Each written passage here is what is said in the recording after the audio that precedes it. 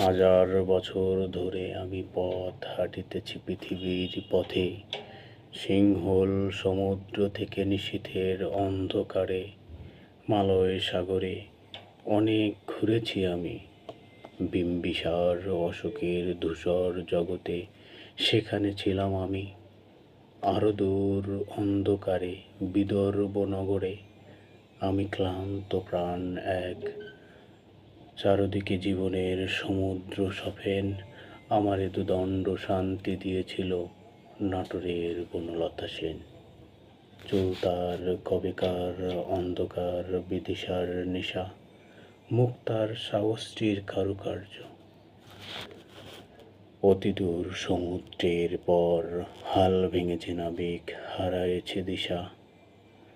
সবুজ ঘাসের দেশ যখন সে চোখে দেখে দারুচিনি দ্বীপের ভিতর, তেমনি দেখেছি তারে অন্ধকারে। বলেছে সে, এতদিন কোথায় ছিলেন?